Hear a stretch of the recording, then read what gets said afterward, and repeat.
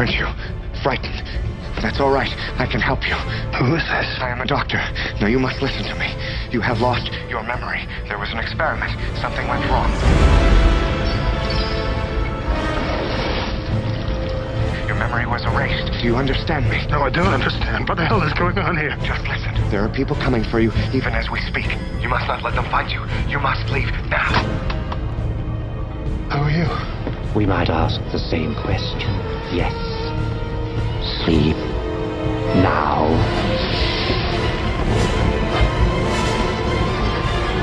Who are they? Why are they trying to kill me? Answer me!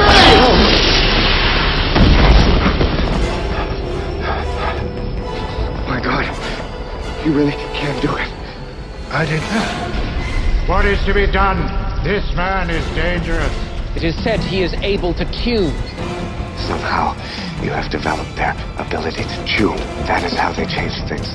That is how they built this city. They have machines buried deep beneath the surface that allow them to focus their telepathic energies. Hold it right there, mister. Wait, you have the wrong man. Stand aside, will you please? I didn't kill anyone.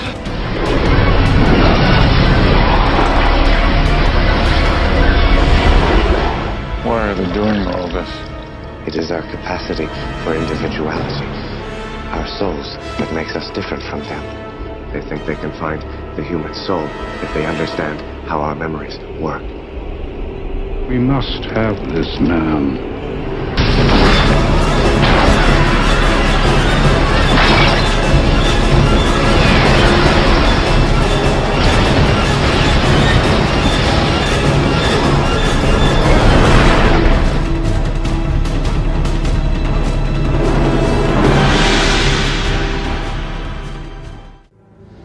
1998 saw the release of Dark City. Produced on a budget of around $27 million, it made its money back, but that's about it. It was considered a flop. It made little profit at the time, but it has become incredibly popular with science fiction and movie fans alike. Directed by Alex Proyas, who had previously worked on the cult favourite The Crow, starring the late Brandon Lee. Alex later went on to direct I, Robot and The Knowing. He isn't really a prolific director, generally directing a movie every 4 years. His most successful film to date is I, Robot, but many critics and fans of his work consider his best work to be from the 90s. Alex Proyas had a few ideas on what he wanted to do in Dark City. One of the things what he wanted to explore in the film is what it is that makes us who we are, and when you strip an individual of his identity, is there some spark, some essence there that keeps them being human? His script was sent around to a number of studios, but they felt it was unfilmable, with the script reading like it was written by a filmmaker and not by a writer. So he got in Lem Dobbs and David S. Goyer involved to help flesh out his script and make it more understandable and easier to sell to an audience. The film's production was all done in Australia, and apparently a number of the sets were reused in The Matrix. You can see some similarities, especially during the corridor and rooftop chases. Dark City has an interesting cast, with Kiefer Sutherland as Dr. Daniel Paul Schreiber, the eccentric and paranoid scientist who assists the strangers. Kiefer's character was inspired by the real-life author with the same name, who wrote the book Memoirs of My Nervous Illness, which many ideas of Dark City were inspired from. Rufus Sewell plays John Murdoch as the confused hero of the movie, who is out to piece together his past. Jennifer Connelly plays John's wife, Emma. Everyone loves Jennifer. She has appeared in a number of classic movies such as The Rocketeer and made her big screen debut in Labyrinth. And William Hurt plays Inspector Frank Bumstead, who is trying to solve a number of murders linked to John Murdoch.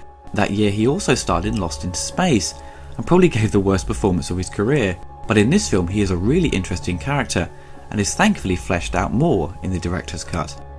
You will recognise a number of familiar faces playing the strangers, but the most obvious one is Richard O'Brien. He is well known for his work on the Rocky Horror Picture Show, and to many kids growing up, he was the host of the Crystal Maze. Richard O'Brien provides a stellar performance in Dark City, and fits perfectly into the visual look and design of the strangers. The strangers themselves are energy beings who reside in dead human bodies.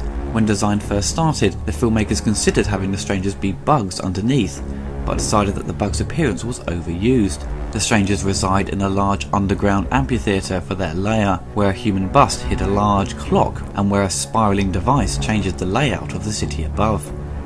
The Stranger's visual design very much borrows from Nosferatu and Hellraiser, which sort of lends itself to being confused with the horror genre.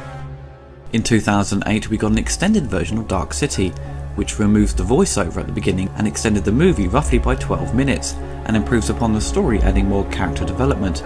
It's not a huge improvement, but it creates a more solid story and is overall more satisfying. The voiceover at the beginning was the biggest issue people had, and also the filmmakers weren't too keen to have it. It was basically included for the dummies, who may struggle to follow any of the movie, and throws the audience member into the film without having to think too hard. It explains about the strangers and what they are doing, and sets up the character Daniel Schreiber.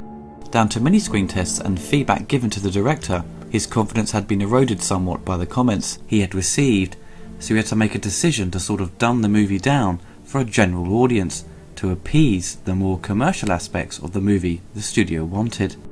But after viewing both cuts, the voiceover destroys the mystery of the strangers and the location of the city. The director's cut is the only version I watch now.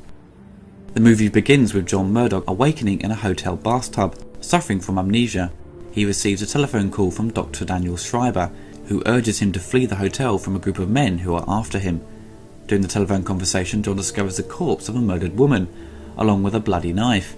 Murdoch flees the scene just as the group of men, known as the Strangers, arrive at the room. Eventually he learns his name and finds his wife Emma. He is also sought by Police Inspector Frank Bumstead for a series of murders allegedly committed by Murdoch, who cannot remember killing anybody.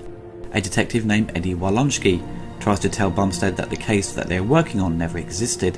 While being pursued by the Strangers, Murdoch discovers that he has psychokinetic powers like them, referred to as tuning, and uses these powers to escape from them. Murdoch explores the city, which experiences perpetual night. He sees people become temporarily comatose at midnight when the Strangers stop time and alter the city landscape, as well as people's identities and memories.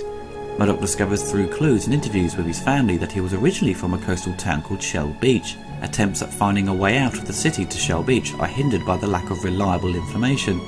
Meanwhile, the Strangers, disturbed by the presence of this human who can tune, inject one of their own, Mr. Hand, with Murdoch's intended memories in an attempt to find him.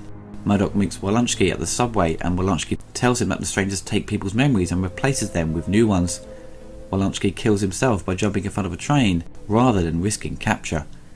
Murdoch is eventually caught by Bumstead, who recognises Murdoch's innocence and has his own questions about the nature of the city. They confront Dr. Schreiber, who explains that the Strangers are endangered alien parasites who use corpses as their hosts. Having a collective consciousness, the Strangers have been experimenting with humans to analyse their individuality in the hopes that some insight may be revealed that would help their race survive. Schreiber reveals Murdoch as an anomaly who inadvertently awoke during one midnight process, when Schreiber was in the middle of fashioning his identity as a murderer. The three embark to find Shell Beach, which ultimately exists only as a billboard at the edge of the city. Frustrated, Murdoch breaks through the wall, revealing a hole into outer space. The visual effects in Dark City were very impressive for the time, and have dated very well thanks to many of the shots using miniatures, close-ups of the buildings extending in size and moving across in frame, and establishing shots of the city. There was great use of CGI for the adjustments made to the city as well. Because of the limited colour palette and strong contrast, it hides the faults inherent with CGI at the time. Generally the image will look too soft and lack great amounts of detail. There is one or two very obvious computer generated effects near the end, but it doesn't stand out in a bad way, and considering the moderately large budget, they managed to achieve a high level of quality throughout the production. Dark City has an incredible soundtrack. Composed by Trevor Jones, this could easily be one of his best scores to date. Once the movie starts, it instantly sets the tone and is very much done in a classic way, with great themes and operatic marches. Once the action kicks in, especially near the end, the music really gets you pumped and excited. The music was later used in the X-Men trailer. The full score was released in limited numbers, but is no longer available, but a CD was released at the time containing a number of tracks and songs from the film, and is still available. Roger Ebert voted Dark City as his #1 favourite film of 1998. Down to his keen interest on the movie, he even went out of his way to provide a commentary to the film, which was included on the DVD release, and new material was recorded for the director's cut in 2008. Dark City was criminally overlooked by the public on its release. It may have been down to the marketing and the distributor struggling to sell the complex but highly original story across to the public, and I believe New Line Cinema advertised this movie as a sort of horror flick. The posters don't really sell the style of the movie. It does have a sort of B-movie horror design. I never saw it on release and don't recall seeing any trailers or TV spots, and it wasn't until it was recommended to me a few years ago, and also listening to the score, it really got me intrigued to see it. Once I saw it, I was hooked and so thrown back by the incredible visual design. I love the world the production team created, a beautiful blend of film noir and German expressionism with a very toxic and limited colour palette to its visual design. It's a huge shame it got overshadowed by The Matrix that was out a year later, and many comparisons have been made about the themes of what is reality, whereas if you don't pay much attention to the story of The Matrix, it still can be enjoyable for its fantastic action. But with The Dark City you have to pay attention to the plot, which isn't difficult to do, but you can feel lost if you have a short attention span and you may dismiss it. But what works in its favour is that the look of the movie and its ideas and philosophies draw you into it and keep you returning to it to discover new things you missed the first time. With movies, I don't like things being spelled out for me. It's fun to make discoveries along the way, and for there to be some ambiguity to it, and there to be some mystery to the ideas laid out in the movie. If you are studying film at the moment at university or college and have to analyse a film, Dark City is always a great choice. It's a multi-layered film with fantastic ideas and themes. You may have already discussed this movie, as many teachers and academics use this movie as part of their teachings. You could criticise the movie for having essentially large chunks of exposition, but it's used carefully throughout the film for John Murdoch to unravel the secrets of the city and his past, and it also helps the audience understand more of the ideas behind the story and many of the characters' motives. If you've never seen Dark City, I really hope this video has encouraged you to seek it out. It's truly a work of art. It's probably one of the best looking films I've ever seen, up there with Ridley Scott's Blade Runner and Legend.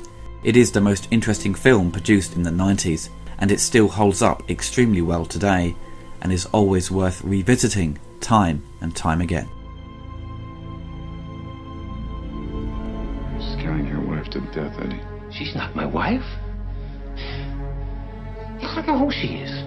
I don't know who any of us are. What makes you say that? You think about the past much, Frank? How much is the next guy? See, I've been trying to remember things. Clearly remember things from my past. But the more I try to think back, the more it all starts to unravel. None of it seems real. You heard of a place called Shell Beach? Sure. You know how to get there? Yeah. You tell me? Right.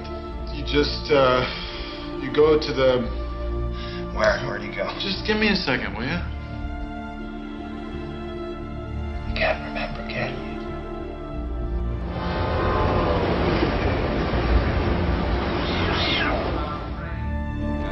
Hey! How come the train didn't stop? That's the express. There's no way out, you know. You can't get out of the city. Believe me, I've tried. When was the last time you remember doing something during the day? What do you mean? I just mean during the day. Daylight. When was the last time you remember seeing it? And I'm not talking about some distant, half-forgotten childhood memory. I mean like yesterday, last week, when? Why are they doing all this? All they have are collective memories. They share one group mind. They're dying, you see. Their entire race is on the brink of extinction. They think we can save them. You wanted to know what it was about us that made us human. Well, you're not going to find it in here. You went looking in the wrong place. What are you going to do now, John? You told me I had the power, didn't you? I can make these machines do anything I want. Make this world anything I want it to be. Just so long as I concentrate hard enough.